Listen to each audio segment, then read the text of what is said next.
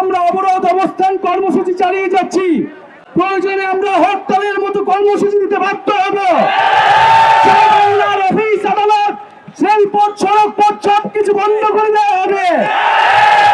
বন্ধুগণ, আগামীকাল বিকাল 3টা থেকে বাংলা ব্লকের কর্মসূচি ঘোষণা করা হলো। শুধু শাহবাগ মনে নয়, ঢাকা শহরের শাহবাগ, সাইসলেব, প্রতিটি পয়েন্টে পয়েন্টে কলেজ এবং বিশ্ববিদ্যালয়ের শিক্ষার্থীরা নেমে আসবেন এবং বাংলা পকেট কর্মসূচিকে সফল করবেন। এবং যারা ঢাকার বাইরে শিক্ষার্থীরা আসেন, তারা জেলায় জেলায় বিশ্ববিদ্যালয়ে মহাসড়কগুলো অবরোধ করবেন।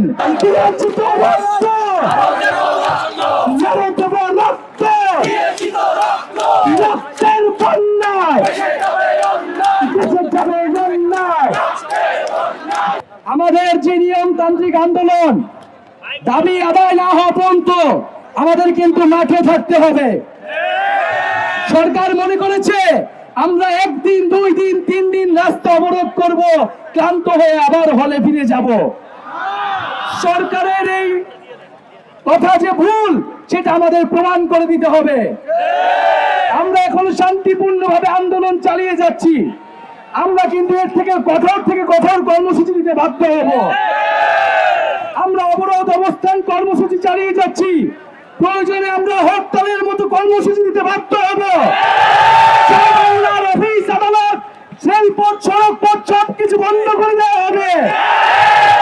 বন্ধুগণ, আমরা একটা প্রশ্ন জিজ্ঞাসা করতে চাই যে কোর্ট আর ছাত্র সমাজকে মুখোমুখি করে সরকার কেন দায়িত্বহীন আচরণ করছে? নির্বাহী বিভাগ তার দায় এড়াতে পারে না। 2018 সালে যেখানে আমাদের প্রধানমন্ত্রী আমাদেরকে প্রতিশ্রুতি দিয়েছিল যে কোটা থাকবে না, সেই কোটা কেন আজ ফিরে আসলো? সেই জবাব আমরা চাই। বন্ধুগণ, আরেকটি কথা বলতে চাই যে কোটার বৈষম্য শুধু প্রথম ও দ্বিতীয় শ্রেণীর বিষয় না, তৃতীয় ও চতুর্থ শ্রেণী থেকে কোটা বৈষম্য নিরসন করতে হবে। সকলকে এই কোটা বৈষম্য নিরসন করতে হবে। আমাদের এই আন্দোলন শুধু প্রথম ও দ্বিতীয় শ্রেণীর জন্য নয়, এটা আমরা স্পষ্টভাবে আজকে বলে দিলাম। বন্ধুগণ, আজকে আমাদের হলের বোনেরা যা প্রমাণ করেছে, আমাদের ভাইদেরও কিন্তু দ্বিগুণ শক্তিতে আসতে হবে। আমরা স্মরণ করিয়ে দিতে চাই, আমরা কিন্তু হলের তালা ভাঙতে জানি। 2018 সালে ভেঙেছিলাম না? 71 হলে ভেঙেছিলাম, রোকেয়া হলে ভেঙেছিলাম, সুফিয়া কামালে ভেঙেছিলাম। বন্ধুগণ, আমরা শুনতে পেয়েছি হলে হলে আমাদের শিক্ষার্থীদের, আন্দোলনকারীদের বাধা দেওয়া হচ্ছে। আমরা প্রশাসনের প্রতি আহ্বান জানাবো যে আপনারা তৎপর হন। যদি শিক্ষার্থীদের বাধা দেওয়া হয়, এর জবাব কিন্তু আপনাদের দিতে হবে। যদি আমরা চাকরি না পাই, আপনাদের কিন্তু চাকরি থাকবে না, সে ব্যবস্থা আমরা করে দিব। সারা বাংলার মানুষের প্রতি আমাদের আহ্বান থাকবে, এটা শুধু শিক্ষার্থীদের আন্দোলন নয়, অভিভাবকদের প্রতি বলবো, আপনার সন্তান কিন্তু চাকরি পাবে না, আপনাকে কিন্তু নেমে আসতে হবে। আজকে দেশে কর্মসংস্থান নেই, আজকে দেশে চাকরি নাই।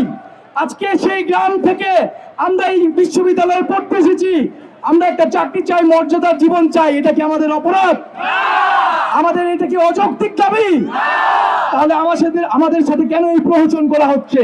আপনারা এই শাহবাগ মোড়ে আমাদের আন্দোলনের সাথে সংহতি জানাতে আসবেন। আমি আশা করব আমাদের দ্রুত সময়ের মধ্যে শিক্ষকরা আমাদের সাথে সংহতি জানাবেন।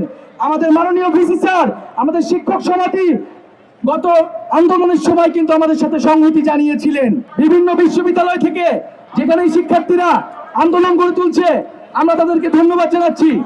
এবং আজকে এইখানে ঢাকার বিভিন্ন শিক্ষা প্রতিষ্ঠানের শিক্ষার্থীরা এসে সংহতি প্রকাশ করেছে, আমাদের সাথে মিছিলে ছিল। আমরা বুয়েটে গিয়েছি, আমরা ইডেন কলেজে গিয়েছি, আমরা সেখান থেকেও সাড়া পেয়েছি। আমরা বন্ধুগণ শুধু শাহবাগে বসে থাকবো না, আমরা যে কর্মসূচিটি ঘোষণা করছি যে আগামীকাল বিকাল 3টা থেকে বাংলা ব্লকের কর্মসূচি ঘোষণা করা হলো। শুধু শাহবাগ মনে নয়, ঢাকা শহরের শাহবাগ, সাইসলেব, প্রতিটি পয়েন্টে পয়েন্টে কলেজ এবং বিশ্ববিদ্যালয়ের শিক্ষার্থীরা নেমে আসবেন এবং বাংলা পকেট কর্মসূচিকে সফল করবেন। এবং যারা ঢাকার বাইরে শিক্ষার্থীরা আসেন, তারা জেলায় জেলায় বিশ্ববিদ্যালয়ে মহাসড়কগুলো অবরোধ করবেন। আমরা নির্বাহী বিভাগকে জানতে চাই, নির্বাহী বিভাগের কাছে, সরকারের কাছে 2018 সালের পরিপত্র কেন বাতিল করা হলো? তৃতীয় ও চতুর্থ শ্রেণীতে এখনো কেন কোটা বৈষম্য নিরসন করা হচ্ছে না? কেন এখনো 56% কোটা তৃতীয় ও চতুর্থ শ্রেণীতে থাকবে? এবং কত বড় সাহস যে প্রথম ও দ্বিতীয় শ্রেণীতে তারা এটা নিয়ে এসেছে? সেই সাহসের কিন্তু আমরা জবাব দিব। বন্ধুগণ, আপনাদেরকে এবং আমাদেরকে আন্দোলনের যে স্পিরিট, সেই স্পিরিট কিন্তু ধরে রাখতে হবে। আমাদের যে ছাত্র ধর্মঘট এবং ক্লাস পরীক্ষা বর্জন কর্মসূচি আপনারা দেখেছেন, অলরেডি অনলাইনে কিন্তু স্বতঃস্ফূর্তভাবে বিভিন্ন বিশ্ববিদ্যালয়ে একাত্মতা প্রকাশ করেছে। শিক্ষকদের আন্দোলন বন্ধ হয়ে যাবে, আমাদের আন্দোলন কিন্তু বন্ধ হবে না। শিক্ষকরা ক্লাসে ফিরে গেলেও আমাদের দাবি আদায় না হওয়া পর্যন্ত কিন্তু আমরা ক্লাসে ফিরে যাব না। এবং প্রশাসনের প্রতি আহ্বান জানাবো, আমরা অনেকদিন থেকে বলে আসছি যে ঢাকা বিশ্ববিদ্যালয়ের যে দুইটি লাইব্রেরি, সায়েন্স লাইব্রেরি এবং সেন্ট্রাল লাইব্রেরিকে খুলে দেওয়ার জন্য আমরা এখনো ভালোভাবে বলতেছি, যদি আপনারা খুলে না দেন আমরা নিজ দায়িত্বে এটি খুলে নিতে বাধ্য হব।